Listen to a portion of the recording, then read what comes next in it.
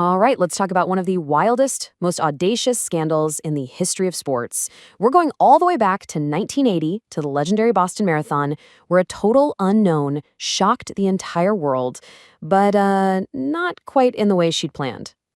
So I want you to picture this. It's the finish line of a brutal 26.2-mile race.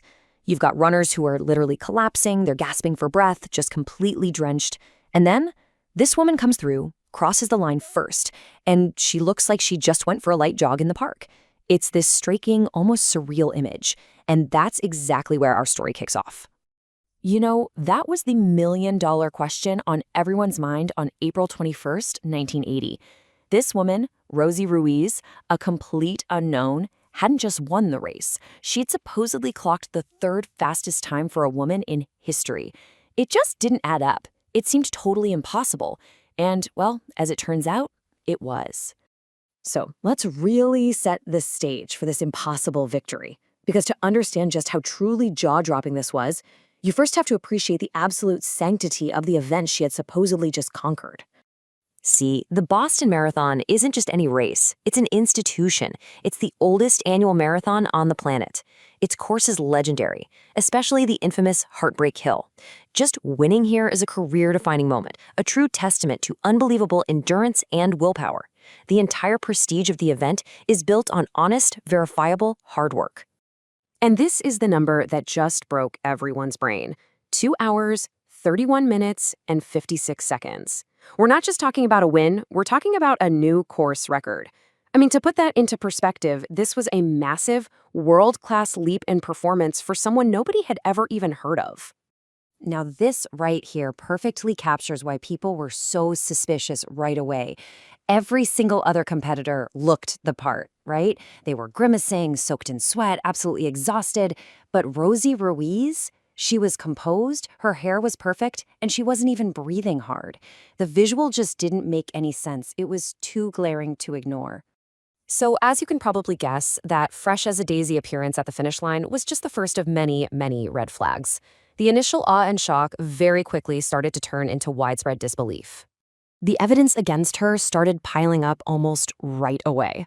I mean, think about it. In a race with thousands of spectators and media, they couldn't find a single photo of her on the course until the last half mile. Her supposed 25-minute improvement from her last race, that's statistically, well, absurd. And here's the big one. The actual leader, Jacqueline Gareau, was positive no woman had ever passed her. And this just brilliantly shows her complete lack of knowledge.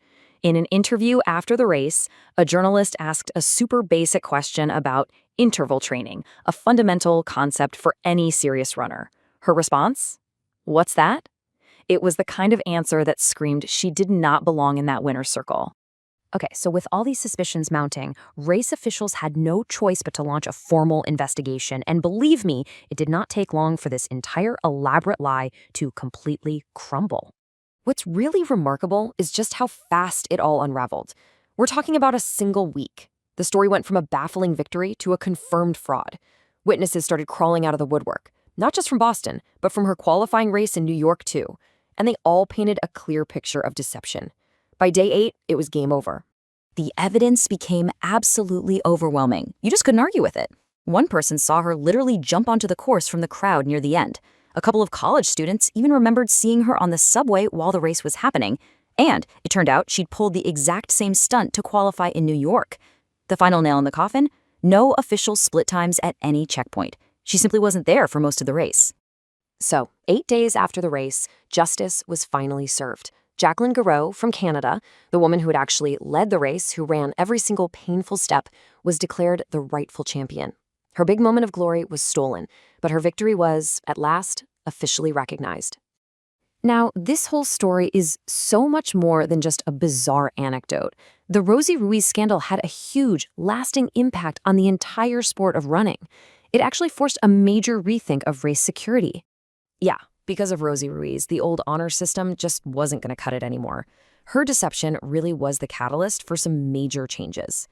This is when we start to see the widespread use of timing chips to track runners at multiple points. Video cameras and official spotters became standard.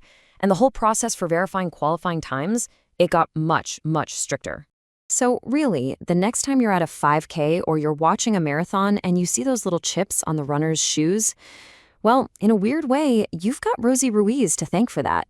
Her scandal forced the sport to evolve and create a system of verification that protects the integrity of the race for every single honest competitor out there. And this kind of brings us to a final, bigger thought. Today, we've got chips and cameras and all this data to verify every step a runner takes. But technology can only do so much. At its very heart, sport relies on this unspoken agreement of fair play. So it leaves us with a question, right? Is our greatest defense against cheating all the technology we use? Or is it just the simple, shared belief in the value of an honest effort?